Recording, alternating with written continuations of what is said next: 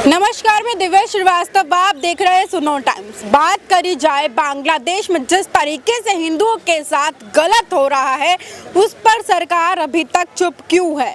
क्यों नहीं लगातार सरकार प्रयास करती है वहां के हिंदुओं को बचाने का? घर में जाकर के बांग्लादेशी हिंदुओं को परेशान कर रहे, प्रताड़ित कर रहे। आज हमारे साथ है कुछ लोग जिनसे हम बात करेंगे इस देश के अहम मुद्दे को लेकर के और बांग्लादेश के हिंदुओं को लेकर के। क्या कहना चाहेंगे जिस तरीके से प्रताड़ित किया जा रहा है? पहली चीज तो इस देश में जो कुछ भी हो रहा है, या हमारे देश में मान लीजिए यदि हसीना न आई होती, माननीय प्रधानमंत्री जी उनको यहाँ न लेते तो ऐसे घटनाएं न होती। दुर्भाग्य है हमारे देश का कि हर बहाने हिंदू हिंदू चिल्लाया जा रहा है। और मैं अपने को भाई, मैं तो एक इंसान की बात कर रहा हूँ, हिंदू की तो बात करना है। हिंदू की परिभाषा वर्तमान में नरेंद्र मोदी जी ले आए हैं, मैं तो नहीं लाया हूँ। माननीय अटल बिहारी वाजपेयी देश के प्रधानमंत्री थे तो हिंदू नहीं थे, आडवाणी जी थे तो हिंदू नहीं थे, मुरली मनोहर जोशी जी राष्ट्रीय अध्यक्ष थे तब हिंदू नहीं थे। आज वर्तमान में एक नया शब्द आ गया हिंदू, और ले आया कौन? गुजराती ठग। गुजरात का ठग हम लोगों को हिंदू में फंसा दिया। रही बात हमारे देश में हिंदुओं का अपमान करते करते ये अपमान पूरे देश में चला गया, इसके देन नरेंद्र मोदी है और कोई नहीं है। पहली चीज़ तो नरेंद्र मोदी जी को हिंदू की परिभाषा समझ करके तब कोई बात करनी चाहिए थी, और ऐसा हिंदू और लगाया इन्होंने कि हिंदू की परिभाषा को न समझते हुए हम लोगों को पिटवाने का काम शुरू किया। रही और दूसरी चीज़ बांग्लादेश में जो हो रहा है, इसमें यदि हसीना यहाँ न आती तो ये न होता। तो मतलब आप साफ साफ गलती दे रहे प्रधानमंत्री नरेंद्र? हाँ, दे रहा हूँ। नरेंद्र मोदी सबके जिम्मेदार हैं। अभी लालजी भाई बहुत कुछ बताएंगे, लालजीत भाई, लेकिन मैं जो कह रहा हूँ इतना याद रखिए कि भारत में सबसे बड़ा गंदा प्रधानमंत्री है। मैडम बोलेंगे जरा। भारत का सबसे बड़ा गंदा प्रधानमंत्री है तो नरेंद्र मोदी है, इसके अलावा कोई नहीं। हाँ, आप क्या कहना चाहेंगे बांग्लादेश में जिस तरीके से हिंदुओं के साथ गलत हो रहा है, आप क्या कहेंगे? देखिए, हमको लगता है कि हर राष्ट्राध्यक्ष को अपने को देखना चाहिए। हमको दूसरे के राष्ट्र में इंटरफियर नहीं करना चाहिए। हमारे यहाँ भी तमाम जातियों पर, तमाम समुदायों पर, तमाम धर्म, अलग अलग धर्म मानने वालों पर जोर और जास्ती होती आ रही है। अब कोई पश्चिम वहाँ बांग्लादेश का शासक हमारे अंदरूनी व्यवस्था को इंटरफियर करे, कल पाकिस्तान इंटरफियर करने लगे, परसों चीन हमको इंटरफियर करने लगे, तो हम समझते हैं कि किसी भी राष्ट्र का अंदरूनी मामला में अगर वहां आप अपने को राष्ट्रभक्त कहते हैं तो बांग्लादेश के नागरिक भी राष्ट्रभक्त हैं, पाकिस्तान के भी नागरिक राष्ट्रभक्त हैं, चाइना के भी नागरिक राष्ट्रभक्त हैं। राष्ट्रभक्ति को केवल आप ही के राष्ट्रभक्ति के चाशनी में पूरे विश्व की राष्ट्रभक्ति को नहीं तराशा जा सकता। तो मैं सरकार को ये कहता हूं कि बांग्लादेश का फिक्र न करें, यहाँ नौजवानों का फिक्र करें, यहाँ किसानों का फिक्र करें, यहाँ का उद्योग धंधा का फिक्र करें, यहाँ राष्ट्र में सद्भाव मिल्लत का फिक्र करें, यहाँ सद्भाव का फिक्र करें। बांग्लादेश का भारत में खाना खा करके और बांग्लादेश का बात करने की कोई जरूरत नहीं। आप देश की जो ज्वलंत समस्या है, जो सरकार जो है, सरकार के पास बार बार ऑप्शन आ जाता है कि केन प्राकेट जो है, ये राष्ट्र का और देश का निगाह जो है मूल मुद्दे से, अपने जवाब से ये वंचित होने के लिए, उसको नजरअंदाज करने के लिए कि कल देश हमसे सवाल न पूछे कि बेरोजगारी का क्या हुआ, उद्योगों का क्या हुआ, टेक्नोलॉजी का क्या हुआ, शिक्षा का क्या हुआ, स्वास्थ्य का क्या हुआ और कानून व्यवस्था का क्या हुआ, ये न कोई पूछे। इनको बार बार वही लाना है कि अब देश का निगाह जो है दूसरे तरफ भटक जाए, आइए अपने जिम्मेवारी से मुक्त हो जाए। यही केवल हिंदू मुसलमान करते हैं, और हिंदू और मुसलमान नहीं, इंसान पहले हम हैं, पहले हम मानव हैं, और इंसान को इंसानियत जिंदा रखनी चाहिए। हिंदू और मुसलमान कोई आधार नहीं होता। किसी ने एप्लीकेशन नहीं डाल करके यहाँ अवतरित हुआ कि हे खुदा हमको जो है तुम हिंदू के घर में भेज दो, या मुसलमान के घर में भेज दो, या दलित के घर में भेज दो।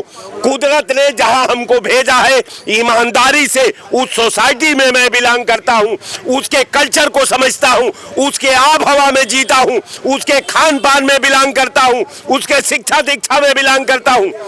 और बकवास करने की जरूरत नहीं, हिंदू मुसलमान की जरूरत नहीं है। कहीं कोई हिंदू और मुसलमान खतरे में नहीं है। खतरे में इनका पाप है, खतरे में इनका बदला है, खतरे में इनका द्वेष है, खतरे में इनका डा है। अब मैं बार बार कह रहा हूं कि होश में आओ, वरना किधर जाओगे। इस तरह से जियोगे तो मर जाओगे। कैसे मंजिल मिलेगी ये सोचा कभी, 2 कदम चल के जो तुम ठहर जाओगे। जय हिंद। आप क्या कहना चाहेंगे? और क्या मैडम, अगर देखिए, अगर गलत तो सबके साथ गलत है। जैसे बांग्लादेश में हिंदुओं के साथ गलत हो रहा, तो गलत है ना। तो इस पे जो अंतर्राष्ट्रीय मंच है, अमेरिका, इंग्लैंड सब प्रधानमंत्री है, अंतर्राष्ट्रीय मंच है, संयुक्त राष्ट्र है, भारत प्रधानमंत्री नरेंद्र मोदी जी को रुचि लेनी चाहिए।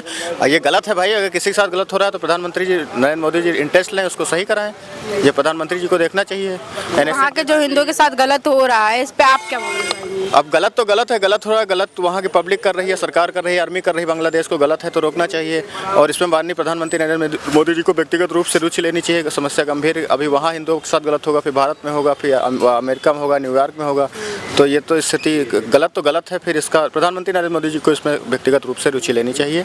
गलत है, इसको रोका जाना चाहिए हर हाल में। अच्छा, क्या कहेंगे आप बांग्लादेश में? देखिए, माननीय प्रधानमंत्री जी को विदेश नीति को सही रखना चाहिए था। विदेश नीति को उन्होंने सही नहीं रखा, इसलिए ये नौबत आई है। और दूसरी बात यह है कि सच्चाई तो ये है कि देश के प्रधानमंत्री जी और भारत की सरकार बेरोजगारी, भ्रष्टाचार, महंगाई, चिकित्सा, शिक्षा, स्वास्थ्य से ध्यान भटकाने के लिए ये हिंदू मुसलमान का जो है ढिढोरा पीट रही है।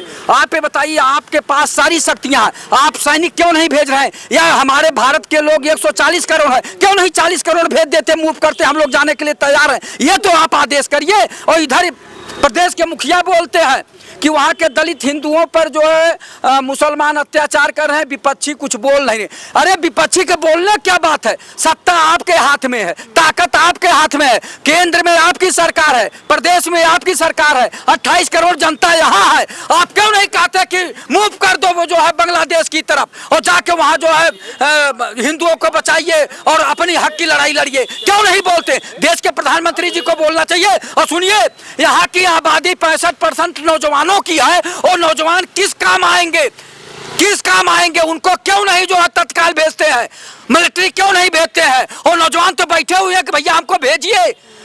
18 से 25 साल के नौजवान सारे तैयार हैं कि हमें भेजिए। और आप बता दीजिए, 140 करोड़ जनता है, वहाँ की 17 करोड़ है, 17 करोड़ पे 20 करोड़ भेज दीजिए, अभी वहाँ डाउन हो जाएगा सब मामला, हिंदू मुसलमान का रफा दफा हो जाएगा। लेकिन ये सरकार खुद दकियानूसी है, ये सरकार खुद हिंदू मुसलमान पे केवल वोट लेना चाहती है। भारत में बोल रही, भारत की गरीबी, बेबसी, लाचारी को छिपाने के लिए, भारत में जो है बेरोजगारी को छिपाने के लिए, और महंगाई को छिपाने के लिए, भ्रष्टाचार को छिपाने के लिए इस तरह के हथकंडे अपनाए जा रहे हैं। पहले तो आप अपने देश में चिकित्सा, शिक्षा, स्वास्थ्य, महंगाई, भ्रष्टाचार को रोकिए। तो भ्रष्टाचार को जब रोकेंगे तो प्रदेश और देश का विकास होगा। इस पे कोई नहीं बोल रहा, न देश के प्रधानमंत्री जी बोल रहे हैं, न प्रदेश के मुख्यमंत्री जी बोल रहे हैं, केवल इधर उधर की बात करते। आप ये बताइए, हर देश के अलग अलग नियम है, हर देश के लोग अपने देश से प्रेम करते हैं, हर जगह जो है राष्ट्र प्रेम होता है, चाहे बांग्लादेश हो, पाकिस्तान हो, श्रीलंका हो, सबके अपने अपने राष्ट्र प्रेम है, वो लोग अपना देखें।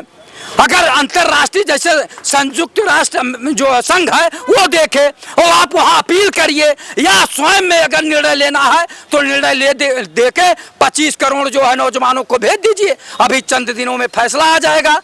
कैसे वो लोग मारपीट करेंगे, कैसे कत्लेआम करेंगे? जो दिखा रहे हैं लोग मीडिया चैनल वाले, नैतिक जिम्मेदार लोगों से क्यों नहीं ये प्रश्न करते कि आपके पास तो सब कुछ है, ताकत है, नौजवान है, गोलाबारी है, सब कुछ है, सारे असलहे है, क्यों नहीं भेजते हैं? केवल बातचीत कर रहे हैं, केवल गुमराह कर रहे हैं जनता को। ये गुमराह करना बंद कर दें, जनता को छलने का काम बंद करें, सच्चाई के रास्ते पे आवें। केवल हिंदू मुसलमान, हिंदू मुसलमान, हिंदू मारे जा रहे हैं तो नैतिक जिम्मेदारी क्यों नहीं लेती सरकार? वैदेशिक नीति पे क्यों नहीं ख्याल करती? उनका विदेश नीति फेल हो गया, उनके विदेश मंत्री फेल हो गए, स्वयं प्रधानमंत्री जी को ध्यान देना चाहिए था इस पे, लेकिन नहीं दिए।